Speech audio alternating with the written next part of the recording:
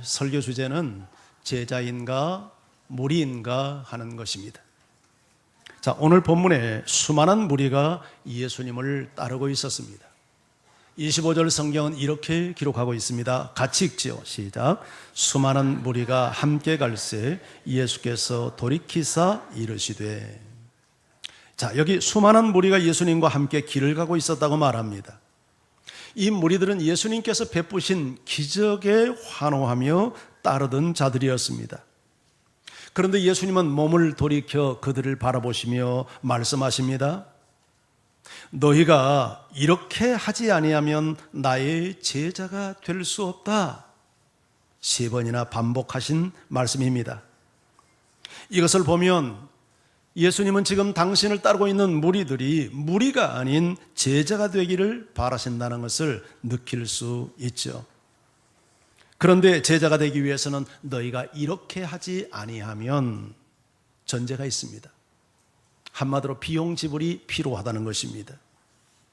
자, 예수님은 이 비용이 무엇인가를 말씀하시는데, 자, 이것을 밝히기 전에, 자, 그렇다면 무리와 제자는 어떻게 다른가에 대해서 잠시 생각해 보겠습니다. 무리와 제자는 예수님을 따르고 있다는 외형적인 면에서는 동일합니다. 그러나 내면에 들어가면 동기가 다르고 목적이 다릅니다. 무리는 자기 자신의 유익을 위해서 예수님을 따릅니다. 그리고 그들은 이 세상에서 자기의 왕국을 건설하기 위해서 따르는 자들입니다. 그들이 예수님을 향해서 구하는 것은 세상의 필요들입니다. 이들은 예수님께서 이 땅에 오신 목적인 하나님의 나라에 대한 관심도 이해도 충분하지 않습니다. 그래서 예수님이 십자가를 져야 된다고 하는 이유도 이해하지 못합니다.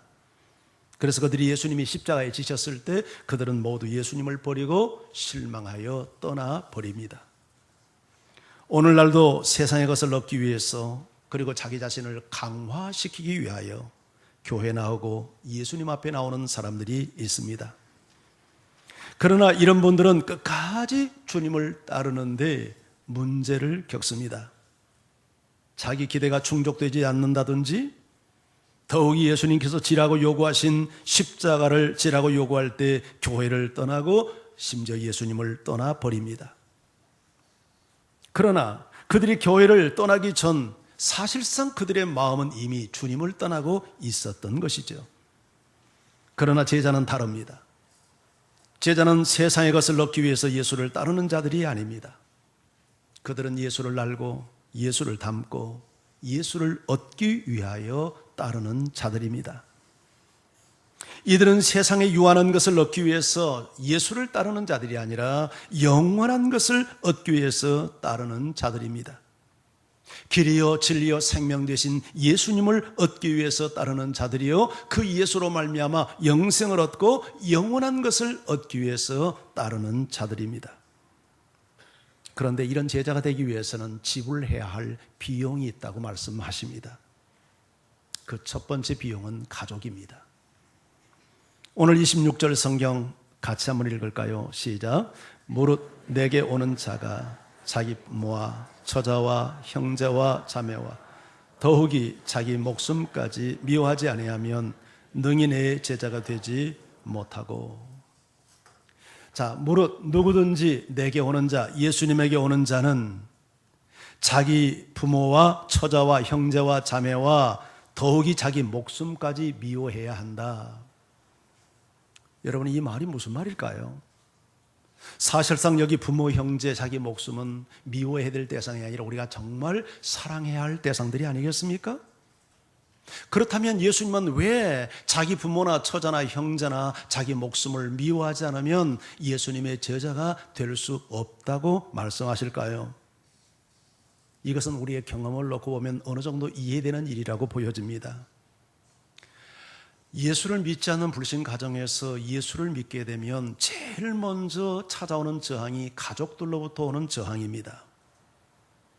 그런데 네가 만약 나를 따르는데 가족이 방해가 된다면 가족을 따르기보다 나를 따라야 된다 하는 말씀을 예수님은 가족을 미워해야 된다는 말씀으로 지금 표현을 하고 계신 것입니다. 가족의 의사를 반대하고 예수를 따르게 되면 어떤 일이 일어날까요? 틀림없이 가정 불화가 일어날 것입니다. 그래서 예수님은 이렇게 말씀합니다. 누가복음 12장 51절에서 53절 제가 한번 읽겠습니다. 내가 세상에 화평을 주려고 온 줄로 아느냐? 내가 너희에게 이르노니 아니라 도리어 분쟁하게 하려 함이로라. 이후부터 한 집에 5사람이 있어 분쟁하되 셋이 둘과 둘이 셋과 하리니 아버지가 아들과 아들이 아버지와 어머니가 딸과 딸이 어머니와 시어머니가 며느리와 며느리가 시어머니와 분쟁하리라 하시니라. 예수님께서 세상에 화평을 주러 온 것이 아니라 분쟁을 시키기 위해서 왔다고 말합니다. 그런데 분쟁하는 대상들이 누구냐면 다 가족들입니다. 아버지와 아들이 분쟁하고 어머니와 딸이 분쟁하고 시어머니와 며느리가 분쟁하게 한다는 거예요. 도대체 이 말씀이 무슨 말일까요? 하나님을 알지 못하고 예수를 믿지 않는 어둠의 가정에 빛 되신 예수 그리스도가 들어오면 영적 분열이 일어납니다. 그래서 빛과 어둠이 서로 싸우는 영적 전쟁이 시작이 되는 것이죠. 그래서 예수님은 마태복음 10장에서 사람의 원수가 자기 집, 자기 집안 식구리라 이런 말씀을 하십니다. 우리가 예수를 따르려고 할 때 제일 먼저 저항해 오는 대상이 우리의 사랑하는 가족들이 된다는 거예요. 여러분, 이슬람 문화권에서는 명예의 살인이라는 게 있습니다. 지금은 법적으로 대부분 나라마다 그걸 제재하고 있지만 그러나 그 제재는 거의 형식적인 제재여서 지금도 한 해 동안도 5천만 명에 이르는 사람들이 명예의 살인에 의해서 희생을 당하고 있다고 합니다. 그도 그럴 수밖에 없는 것이 국가가 법을 정해서 명예살인을 금하고 있지만 예를 들어 요르단 같은 경우에 명예살인을 한 사람에게 내리는 최고형이 징역 6개월입니다. 여러분, 이게 말이 됩니까? 징역 6개월 최고형을 시켜서 명예살인을 막을 수 있겠습니까? 참고로 우리나라에서 존속살인을 할 경우에는 최하형이 징역 7년 이상입니다. 그 정도는 되어야 뭔가 존속살인을 막을 수 있지, 징역 6개월 징역형 시켜가지고는 이 존속살인을 막을 수 없단 말이죠. 이 법은 어떻게 보면 그냥 허구적인 법이죠. 국제사회가 하도 압력을 넣으니까 우리도 이런 법이 있다 하는 것을 보여주기 위한 가시적인 것이지, 실질적으로 이 국가가 묵시적으로 명예살인을 허용하고 있단 말이죠. 명예살인은 문자 그대로 가족의 명예를 더럽혔다는 의미에서 가족이 가족을 죽이는 살인행위입니다. 이걸 이슬람 사회에서는 공동연히 행하고 있는 것입니다. 명예살인을 위해서 가장 많은 희생을 시키는 나라가 지금 통계상 이 파키스탄인데 한 해에 1,000명 넘게 명예살인을 당합니다. 가장 많은 명예살인의 원인은 성적인 순결을 범했다는 이유로 많은 이 여자들이 죽습니다. 얼마 전에도 파키스탄에서 친오빠가 친여동생을 성폭행했습니다. 누가 죽어야 됩니까? 오빠를 죽여야 됩니다. 그런데 여동생을 죽였습니다. 왜냐하면 오빠로 하여금 성폭행을 하도록 꼬리를 흔들었다는 겁니다. 유혹을 했다는 겁니다. 이게 말이 될 소리입니까? 이게 지금 이슬람 문화권에서 일어나고 있는 말도 안 되는 명예살인의 현장의 주소입니다. 그 다음으로 많이 일어나는 명예살인이 종교적인 문제입니다. 이슬람 사람들은 타 종교로 만약에 개종을 하게 되면 배교자로 해서 명예살인을 행합니다. 물론 말씀드렸다시피 대외적으로는 금하고 있지만 암암리에 이런 명예살인들이 시행되어지고 있습니다.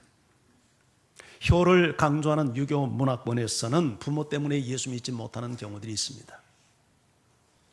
젊은 세대기 시집에 의해서 시집 와서 예수를 믿으려고 하는데 시부모가 불교예요. 시부모가 타종교예요. 시부모가 싫어하는 것을 알아요. 그러니까 시부모에 대한 부담감 때문에 교회를 못 나가요. 전도를 해서 교회를 좀 나오라고 하면 나도 예수 믿고 싶고 교회 나가고 싶은데 시부모 때문에 지금은 안 된다는 거예요. 그래서 시부모 죽고 난 다음에 믿겠다는 거예요. 시부모 나이가 얼마나 되냐고 그랬더니 67세래요. 어느 명년에 시부모 죽고 나서 예수 믿게 될지 모르겠어요. 이런 일이 우리 주변에서 일어나고 있습니다. 만약 시부모 반대를 무릅쓰고 예수를 믿게 되면 틀림없이 시부모와 며느리 사이에는 갈등이 야기될 것입니다. 그런데 주님은 이렇게 말씀합니다. 누가복음 18장 29절 30절, 우리에게 격려가 되는 말씀이니까 같이 한번 읽어보실까요? 시작.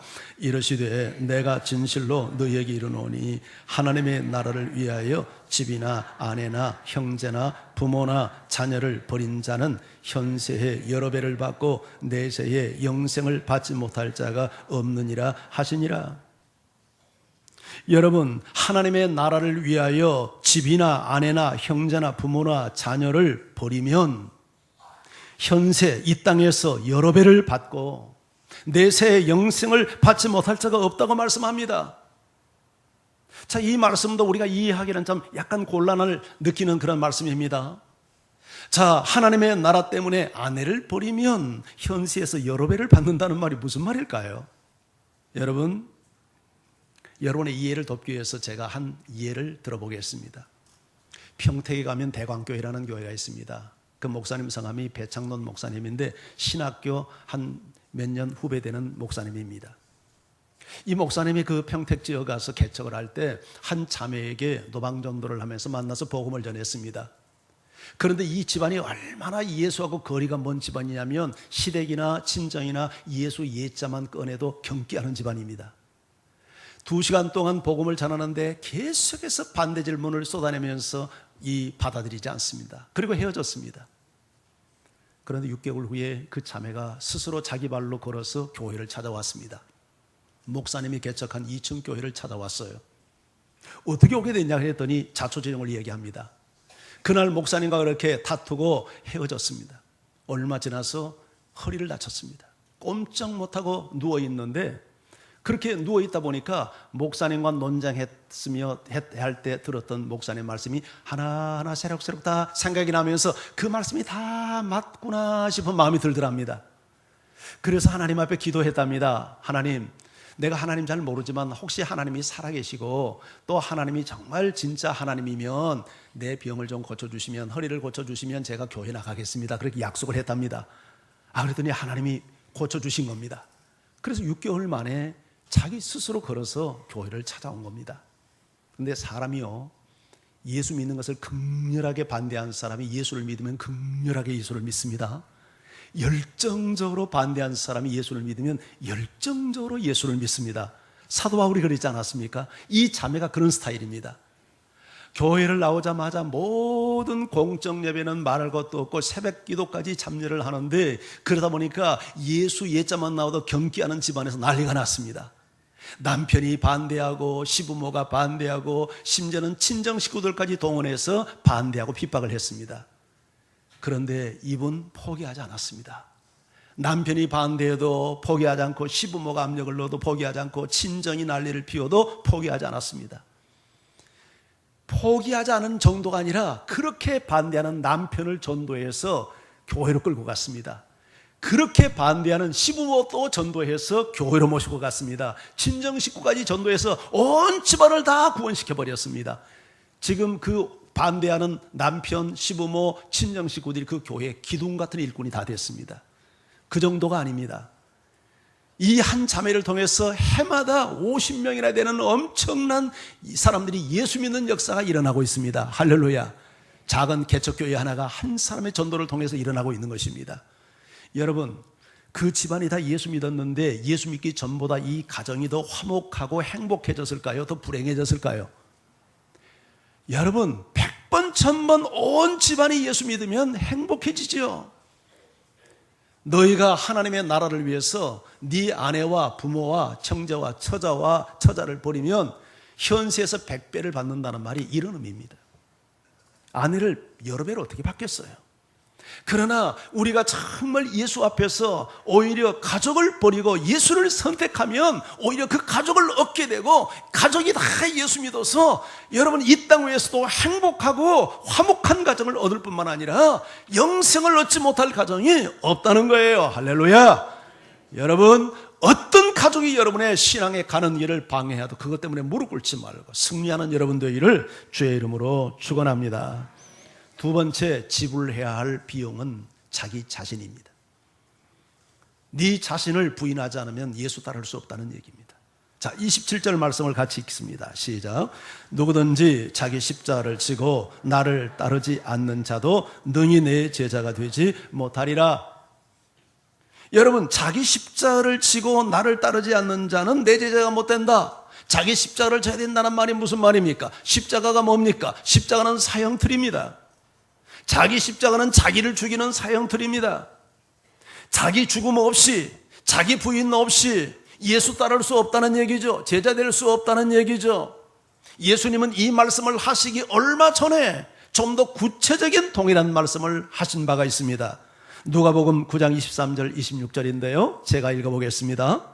또 무리에게 이르시되 아무든지 나를 따라오려거든 자기를 부인하고 날마다 제 십자가를 지고 나를 따를 것이니라. 누구든지 제 목숨을 구원하고자 하면 잃을 것이요 누구든지 나를 위하여 제 목숨을 잃으면 구원하리라. 사람이 만일 온 천하를 얻고도 자기를 잃든지 빼앗기든지 하면 무엇이 유익하리요? 누구든지 나와 내 말을 부끄러워하면 인자도 자기와 아버지와 거룩한 천사들의 영광으로 올 때에 그 사람을 부끄러워하리라. 예수님을 따르기 위해서는 무엇보다도 자기 부인이 있어야 되고 자기 십자가를 져야 된다는 거예요. 자기 죽음을 선언하지 않으면 안 된다는 거예요. 설사 너희 육신의 목숨을 얻고자 하기 위해서 나를 부인하면 영원한 생명을 잃어버리게 될 것이다. 그러나 너희 목숨을 정말 잃는 한이 있어도 나를 붙잡으면 영원한 생명을 얻게 될 거야. 온 천하를 얻고도 너희의 생명을 잃는다면 무슨 유익이 있겠느냐? 너희가 혹시 예수 믿는 것 때문에 받는 핍박과 불리익이 두려워서 사람들 앞에서 나를 시인하지 않고 나를 부인하게 되면 나도 아버지와 천사와 영광으로 올 때 너희 부인할 거야. 여러분, 우리가 우리의 경험을 놓고 볼 때 정말 진실로 예수님을 따르고 예수님의 말씀을 따르고 제자의 삶을 살아가는데 무엇이 가장 큰 장애물이 되던가요? 무엇이? 여러분이 정직하다면 내 자신이라고 말할 수 있을 거예요. 내 자신의 이기심, 내 자신의 정욕, 내 자신의 자존심, 내 자신의 이 성질머리, 내 자신의 이 잘못된 이 모든 자아가 정말 예수님 뜻대로 사는 것을 방해하지 않던가요? 성도들 가운데 이런 말 하는 분들이 있습니다. 아, 요새 나 시험 들었어요. 아, 요새 나 너무 힘들어요. 나 누구 때문에 정말 나 교회 가고 싶은 맛 재미가 없어요. 그런데 그 진단이 과연 정확한 진단일까요? 저는 그 진단은 정확한 진단이 아니라고 생각합니다. 여러분이 병원에 가서 병을 나으려면 먼저 치료하기 전에 진단을 잘해야 돼요. 여러분, 만약에 진단 잘못해서 왜 엉뚱한 수술을 하는 경우 있잖아요. 그러면 병을 키웁니다. 우리가 병을 고치려면 진단을 잘해야 되듯이 내가 신앙생활을 제대로 하려면 진단 잘해야 돼요. 우리가 신앙생활 하는데 힘이 들고 정말 예수님을 따르는데 걸림돌이 되는 것은 그 누구 때문에 혹은 그 무엇 때문이 아니에요. 죽지 못하는 내 자아 때문에, 여러분, 버리지 못하는 내 자아 때문에 내가 방해가 되는 것입니다. 그런데 내 자신 때문에 내가 힘든다고 말하지 않고 누구 때문이라고 지금 그에게 덤탱이를 세우는 거죠. 이건 잘못된 진단이에요. 예수님을 따르는 많은 무리들은 세상 것을 얻고 자기의 정욕을 채우고 여러분 자기를 강화시키기 위해서 따랐어요. 이런 사람은 절대 자기 부인 못합니다. 자기를 강화시키기 위해서 주님을 따르는 사람이 자기 부인 하겠습니까? 자기를 십자가에 내어놓을 수 있겠습니까? 자기 인생의 주인이 자기가 되어 있는 사람이 예수님을 진정으로 따를 수 있겠습니까? 이런 사람은 교회를 다니고 예배를 드려도 자기를 부정하지 않습니다. 자기 십자가를 지지 않습니다. 겉으로는 예수를 따르는 것 같아도 실상 그 사람은 세상을 따르고 있는 사람이죠. 그러나 제자는 다릅니다. 제자는 주님을 따르고 주님을 얻기 위해서 자기를 부인합니다. 자기 십자가를 집니다. 그런데 자기 부인이 잘 됩니까? 자기를 십자가에 매닫는 이것이 잘 됩니까? 안 됩니다. 우리 의지 가지고 안 됩니다. 그래서 우리는 도움을 받아야 합니다. 누구의 도움을 받아야 됩니까? 성령의 도움을 받아야 됩니다. 육체의 소욕과 성령의 소욕은 서로 충돌합니다. 여러분, 내가 육체의 사람이 되지 않도록 계속해서 나를 도움을 줄 수 있는 분이 성령이십니다. 그렇기 때문에 우리가 진정한 내 자신을 부인하고 제자의 삶을 살기 위해서는 날마다 성령 충만하지 않으면 안 돼요. 성령과 날마다 교통하는 삶을 살아야 돼요. 성령은 이미 우리 가운데 와 계십니다. 할렐루야. 예수를 믿는 모든 사람에게는 성령이 계셔서 나를 모든 진리 가운데로 인도해 가십니다. 그 성령을 어느 곳에든지 인정하고 시인하고 의식화하면서 그 성령과 대화하고 성령께 질문하고 성령께서 내 마음속에 감동을 주시면 순종하고 성령께서 내 마음속에 말씀을 생각나게 하면 순종의 삶을 살아야 돼요. 그럴 때 내 자아를 부인하게 되고 십자가를 질 수 있는 것이지 내 결심 가지고 내 의지 가지고 안 됩니다. 목사도 안 돼요. 성령을 의식하지 않으면, 성령 앞에서 무릎 꿇지 않으면 내 힘 가지고 나도 안 돼요. 마지막 세 번째 우리가 지불해야 될 비용은 자기 소유입니다. 예수님은 33절에서 이렇게 말씀하십니다. 자, 33절 같이 읽습니다. 시작. 이와 같이 너희 중에 누구든지 자기의 모든 소유를 버리지 아니하면 능히 내 제자가 되지 못하리라. 자기 소유, 자기의 모든 소유를 버리지 아니하면, 여기 자기의 모든 소유는 자기 자신도 될 수 있고 가족도 될 수 있고 재물도 될 수 있고 자기가 추구하는 마음의 정욕도 될 수 있고 모든 것을 다 포함하는 겁니다. 실질적으로 얼마나 많은 사람들이 이 재물의 문제를 극복하지 못해서 신앙에 성장하지 못하고 중도 포기해버리는 경우들이 많이 있습니다. 어떤 부자가 주님 앞에 다가와서 이 질문합니다. 선생이요, 내가 어떻게 하면 영생을 얻을 수 있사오리까? 네가 계명을 지켜라. 그 계명이요, 다 제가 어려서부터 지킨 것들입니다. 그래, 잘했다. 근데 내가 보니까 너 한 가지 부족한 게 있구나. 너의 소유를 팔아서 가난한 사람들에게 나누어 주고 그리고 와서 나를 따르라. 그런데 이 부자 청년은 재물이 많아서, 소유가 많아서 근심하며 예수님을 떠나갔다고 성경은 소개하고 있습니다. 그런데 예수님은 이 청년에게 왜 재물을 팔아서, 너의 소유를 다 팔아서 가난한 사람들에게 주고 그리고 나를 따르라고 했을까요? 우리가 예수님을 따르기 위해서는 우리 모든 집도 팔고 통장도 다 우리가 무통장을 만들고 해야 된다는 말입니까? 예수님이 하신 말씀은 그런 의도가 아니었습니다. 오늘 이 사람이 예수님을 따르는데 결정적인 장애요인이 재물이었습니다. 이 사람은 재물이 하나님이었습니다. 하나님을 잘 믿는 것 같고 계명을 지키는 것 같았지만 그 마음속에서는 재물이 하나님이 되어 있는 사람이었습니다. 네가 그 우상을 버리지 아니하면, 네가 그 재물을 내려놓지 아니하면 네가 나를 진정으로 따르지 못할 거다. 먼저 재물부터 버리고 나를 쫓아라. 그렇게 말씀을 했습니다. 이 말을 들으면 여러분 마음에 좀 걱정이 되는 분들이 계실 거예요. 아니, 재물을 다 버려야 된다고 하면 그러면 우리 집도 팔아야 되고 통장도 다 이제는 비워야 된다는 얘기인가? 다 나눠줘 버리고 나는 그냥 하늘만 바라보고 살라는 얘기인가?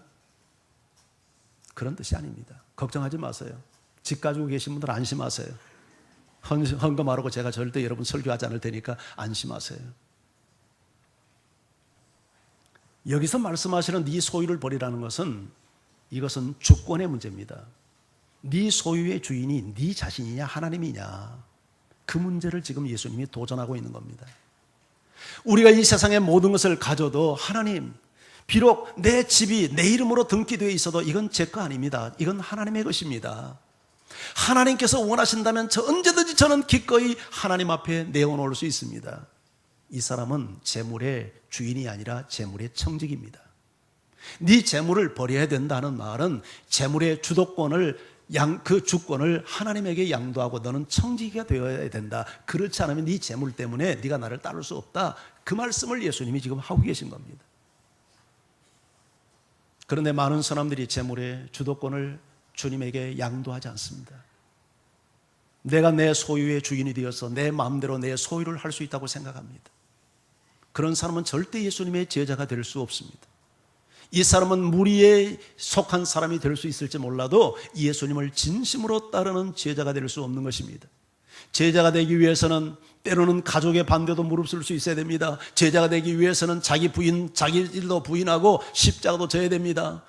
정말 주님을 따르는 제자가 되기 위해서는 소유권도 주님께 양도하는, 내려놓는 이 헌신과 청지의식을 갖지 아니하면 우리가 주님을 따를 수 없다고 주님은 말씀하고 계시는 것입니다. 그리고 이러한 비용 지불이 제자가 되는데 얼마나 중요한가를 가르치기 위해서 두 가지 예를 들어주십니다. 첫 번째는 망대 건축의 이야기입니다. 망대를 짓는 일. 자, 28절 성경 우리 같이 한번 읽어볼까요? 시작.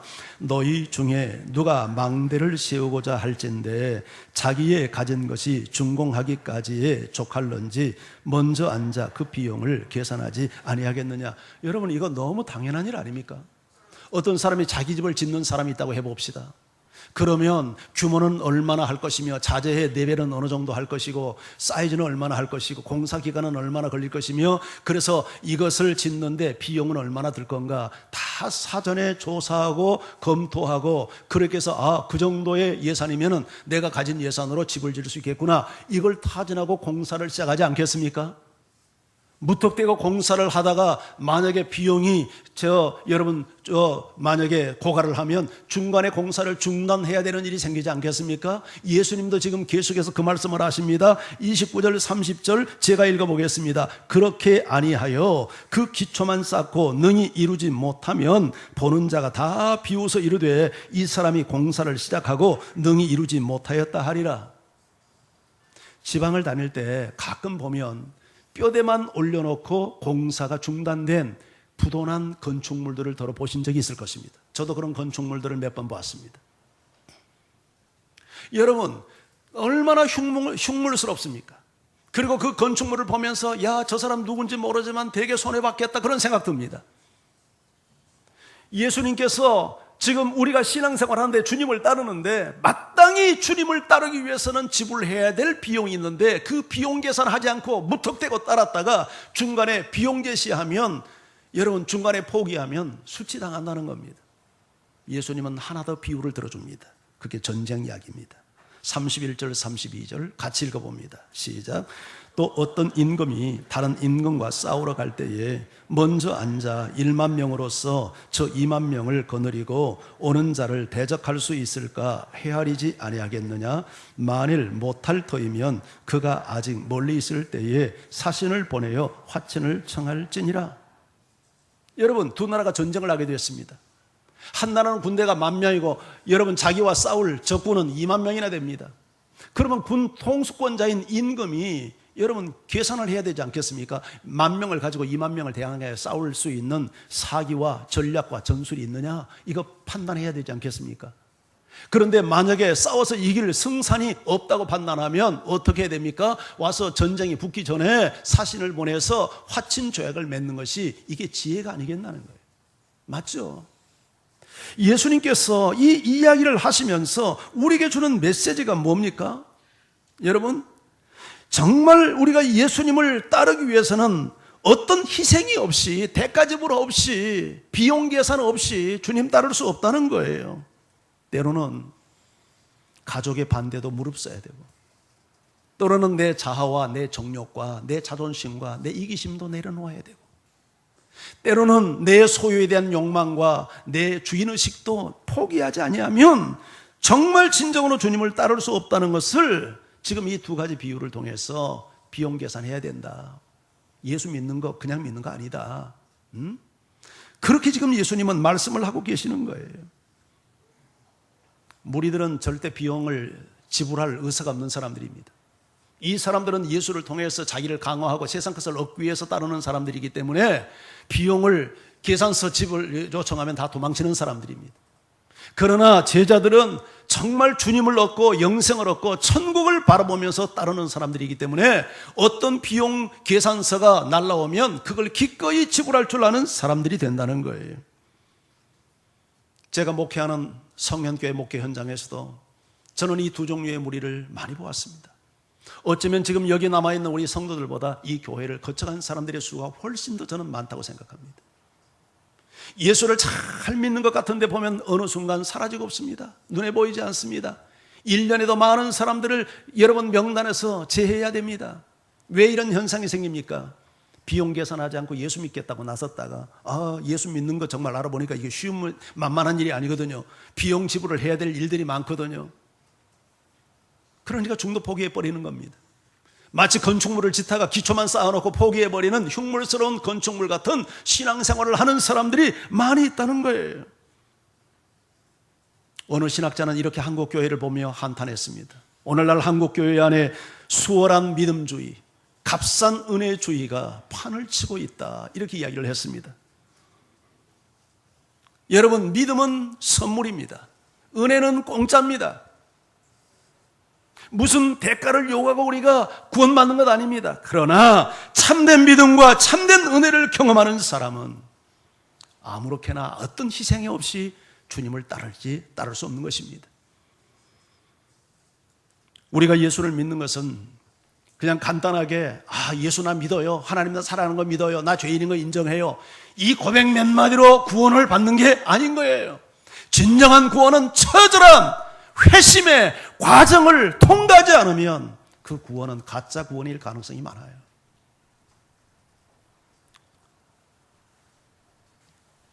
우리나라에 사형리가 들어와서 참 많은 공헌을 했습니다. 젊은 대학생들을 전도하는 미국의 CCC에서 이 사형리 전도법이 들어와가지고 간단 명료하죠. 하나님은 당신을 사랑하십니다. 하나님은 죄인을 위해서 당신의 외아들을 주셨습니다. 나는 그 사실을 당신이 믿는다면 하나님은 당신의 모든 죄를 사하시고 그 예수 그리스도는 당신 안에 들어오셔서 당신의 새로운 인생이 될 것입니다. 당신 예수 믿으시겠습니까? 자, 그 예수를 믿기 원하면 나를 따라서 기도하십시오. 하나님, 제가 죄인입니다. 하나님의 사랑을 믿습니다. 예수님이 나를 위해서 십자가에 죽은 거 믿습니다. 자, 예수님 내 마음에 오셔서 내 인생의 주인이 되어 주십시오. 예수님의 이름으로 기도했습니다. 아멘. 정말 진심으로 했습니까? 그렇습니다. 그러면 예수님 어디 계십니까? 내 안에 계십니다. 당신 구원받았습니다. 맞습니다. 그 틀린 거 아닙니다. 그렇게 우리 구원받습니다. 그런데 그것이 끝이 아닙니다. 여러분, 그렇게 예수님을 진심으로 영접하고 받아들인 사람은 그때부터 제자의 삶을 살아야 되는 것입니다. 제자의 삶을 살기 위해서 때로는 가족도 버릴 수 있고, 때로는 내 자신도 버릴 수 있고, 내 목숨도 버릴 수 있고, 내 소유권도 내려놓아야 되는 것입니다. 이런 처절한 회심의 과정을 통과하지 않는 내 단순의 신앙의 고백이나 지식적 교리로서 구원을 획득하는 것이 결코 아니라는 얘기죠. 그런데 우리 한국교회 안에 너무 값싼 은혜주의 그리고 수월한 믿음주의가 판을 치고 있어서 한국교회가 위기를 겪고 있다고 이야기를 합니다. 사도행전에 보면 여러분, 초대교회 이 성도들을 믿는 사람이라 이렇게 표현함과 함께 동시에 제자들이라고 표현을 합니다. 우리가 생각할 때 제자는 예수님을 제자들처럼 훈련을 받고 어느 훈련 과정을 이수하고 그런 과정을 통과한 사람들을 보통 제자라고 부르는데, 초대교회, 사도행전에 나오는 초대교회는 거기 보면 다 믿는 사람을 다 제자라고 불러요. 과연 그것이 가능할 수 있겠는가? 가능합니다. 왜 가능한가? 여러분, 초대교회는 예수를 믿기 위해서는 비용 지불을 하지 않고는 예수를 믿을 수 없는 환경이었습니다. 예수를 믿으면 일단 사회적인 매장을 당합니다. 유대교로부터 축출교를 당합니다. 불이익을 당할 수밖에 없습니다. 여러분, 직장을 잃고 재물을 잃습니다. 심지어 목숨을 잃는 경우도 있습니다. 이런 환경에서 정말 내가 예수를 끝까지 따르겠다는 제자가 되지 않고는 도저히 예수를 믿을 수 없는 거예요. 많은 사람이 세상의 것들을 얻고 부담도 없고 어떤 희생도 없고 대가지불도 없고 그런 환경에서 예수 믿는 사람이 아니라 정말 예수를 믿기 위해서는 자기 목숨도 자기 소유도 다 내려놓아야만 예수를 믿는 환경이니까 초대교회는 어쩔 수 없이 믿는 사람은 다 제자가 될 수밖에 없었던 거예요. 예수님은 마지막 결론으로 대가를 지불하는 것이 얼마나 중요한 것을 소금의 예를 들어서 우리에게 설명해 줍니다. 자, 34절, 35절을 같이 읽습니다. 시작. 소금이 좋은 것이나 소금도 만일 그 맛을 잃으면 무엇으로 짜게 하리요? 땅에도 거름에도 쓸데없어 내다 버리느니라. 들을 귀가 있는 자는 들을지어다 하시니라. 소금은 좋은 것이라고 말합니다. 왜 소금이 좋은 것입니까? 소금은 맛을 내기 때문에 좋은 것입니다. 소금이 아니면 맛을 낼 수가 없습니다. 그런데 만약 이 소금이 맛을 잃어버리면 어떻게 되겠냐는 거예요. 그때는 아무짝에도 쓸모없어서 땅에도 거름으로도 소금을 쓸 수 없기 때문에 내다 버리게 된다는 겁니다. 여러분, 여기 소금의 맛은 우리에게 어떻게 대비되고 있습니까? 제자가 치러야 되는 희생입니다. 비용 지불입니다. 우리가 예수를 믿겠다고 하면서 어떤 비용 지불도 없이 여러분 교회나 다니고 예배나 드리고 그게 제자가 되는 길이 아니에요. 그렇게 신앙생활을 할 수 없다는 얘기예요. 때로는 가족을 버려야 되는 경우도 있습니다. 가족의 저항을 견뎌야 되는 경우도 있어요. 무엇보다도 자기 자아, 그리고 자기를 십자가에 못 박는 자기를 죽음을 선언해야 되는 이 고통의 벽을 넘어야 되는 경우도 있습니다. 그리고 자기 소유를 내려놓아야 되는 경우도 있어요. 이것 없이는 누구도 예수님의 제자가 될 수 없는 거예요. 오늘날 교회는 여러 가지 이유로 위기를 맞고 있습니다. 한마디로 교회 안에 무리신자는 너무 많지만 끝까지 예수님을 따르고 예수님을 닮기 원하고 예수님을 소유하기 원하는 제자의 수가 너무 적기 때문이라고 생각이 되어집니다. 오늘 성경은 귀 있는 자는 들으라고 말씀합니다. 흘려듣지 말라는 겁니다. 이 말씀이 너무 귀한 말씀이기 때문에 마음에 담으라는 것입니다. 간직하라는 것입니다. 무엇을요? 제자가 되기 위해서 지불해야 될 비용이 있단다. 어떤 경우에는 가족도 버려야 되고, 어떤 경우에는 네 목숨도 버려야 되고, 어떤 경우에는 네 소유도 버려야 된단다. 이런 비용 지불을 각오하지 않고는 진정한 제자가 될 수 없다.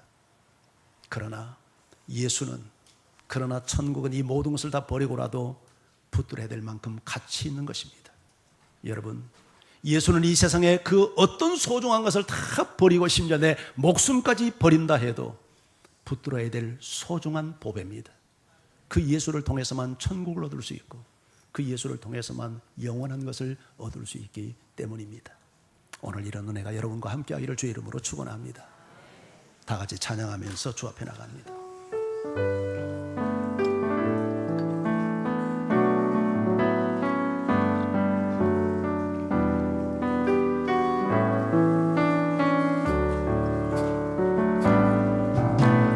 무엇과도 주를 바꾸지 않으니 다른 어떤 은혜 구하지 않으니 오직 주님만이 내 삶에 도움이 있으니 주의 얼굴 보기 원합니다.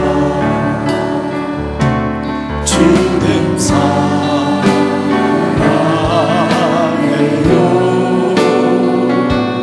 온 마음과 정성 다해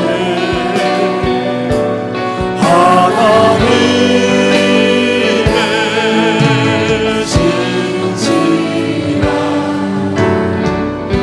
친구 되기 원합니다. 주님 사랑해요. 주님 사랑해요.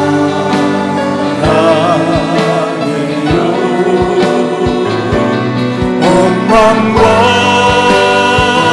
정성 다해